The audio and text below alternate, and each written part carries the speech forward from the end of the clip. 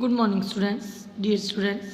आज का हमारा लेसन है हमारा पर्यावरण। सबसे पहले तो हमें ये जानना है कि पर्यावरण क्या है। पर्यावरण वह प्राकृतिक विश्व है जिसमें व्यक्ति, पेड़ पौधे और जीव जंतु रहते हैं।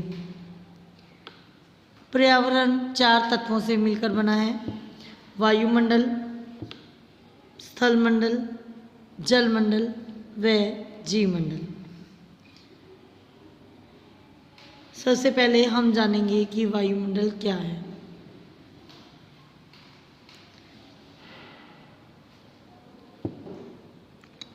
वायु वायुमंडल का भाग है। जब हम सांस लेते हैं तो हमारे अंदर एक कुछ ठंडक सी महसूस होती है हमें अपने नाक के अंदर। ये जो ठंडक है ये हवा की वजह से होती है। हवा को ही वायु कहा जाता है और ये वायु ही वायुमंडल का भाग है, यानी वायु से ही वायुमंडल बनता है। वायुमंडल पृथ्वी के चारों ओर रंगहीन और सुगंधहीन गैसों की परत है। यह हमारे लिए एक सुरक्षित अलमीरा की तरह है, क्योंकि यह सूर्य की हानिकारक किरणों को पृथ्वी के वातावरण में प्रवेश करने से रोकती है। पृथ्वी के जीवन के लिए जितनी वायु की आवश्यकता होती है, केवल उतनी मात्रा के द्वारा ही वायु से चलकर प्रकाश धरती पर आता है।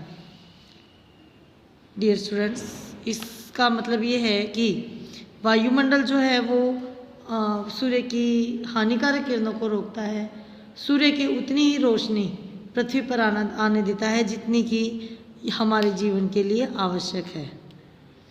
वायुमंडल में कई गैसें होती हैं और अलग अलग अनुपात में होती हैं।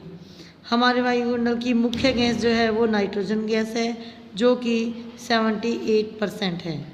उसके बाद उसके बाद 21% ऑक्सीजन और 0.03% जो है वो कार्बन डाइऑक्साइड है, और बाकी कुछ अन्य गैसें हैं जैसे ऑर्गन, क्रिप्टॉन, हीलियम आदि गैसें बहुत कम मात्रा में पाई जाती है।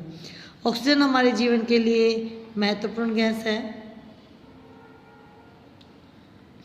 कार्बन डाइऑक्साइड पौधों को भोजन बनाने के लिए आवश्यक गैस है। वायुमंडल में जल वाष्प भी होते हैं जो एक स्थान के तापमान को नियंत्रित करने तथा वर्षा के निर्माण में सहायता करते हैं। वायुमंडल के बिना पृथ्वी पर जीवन संभव नहीं है। नेक्स्ट हमारा जो पर्यावरण का तत्व है वह है जलमंडल।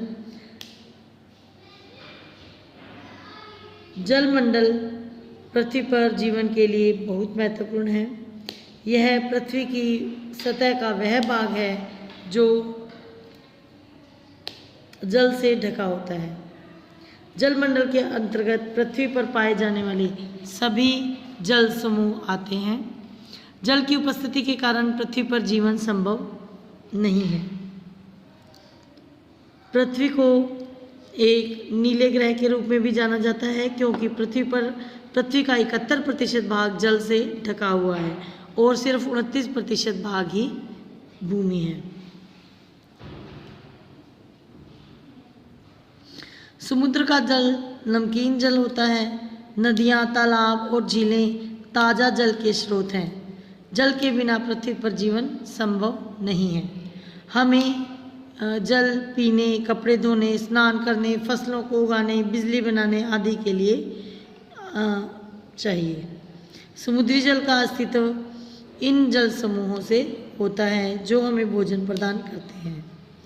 महासागरों में पाए जाने वाला प्रवाह एक विशिष्ट स्थान की जलवायु को नियंत्रित करता है। वाष्पीकरण और घनीभूतीकरण के कारण जल लगातार गति में रहता है। दिन के समय यह जल गर्म होकर दिन के समय सूर्य की गर्मी से जल गर्म होता है और नदियों, झीलों, तालाबों आदि से वाष्पित होता रहता है। वाष्पित होकर जल वाष्प के रूप में वायुमंडल में चला जाता है और ठंडा होकर बादल बनाता है, और बादल जो है वो बारिश के रूप में बरसते हैं और वापस जल जो है वो पृथ्वी पर आ जाता है। इस प्रकार यह जल चक्र चलता रहता है। उसके बाद है स्थलमंडल। स्थलमंडल पृथ्वी का वह सतह है जो मिट्टी तथा कठोर चट्टानों का बना हुआ है। इसे भूपटल के नाम से भी जाना जाता है। यह पृथ्वी की सबसे पहली परत है। स्टूडेंट्स देखिए, पृथ्वी की जो सबसे बाहरी परत है ये स्थलमंडल कहा जाता है, और ये पृथ्वी की सबसे पतली और बाहरी परत है। उसके बाद नीचे दो और परतें होती है। स्थलमंडल के नीचे दो और परतें होती हैं जिन्हें आवरण और केंद्र कहा जाता है। आवरण मध्य परत है और जो भूपटल से मोटी होती है तथा केंद्र से पतली होती है। आवरण महाद्वीप के नीचे तथा महासागरों के नीचे पाई जाती है।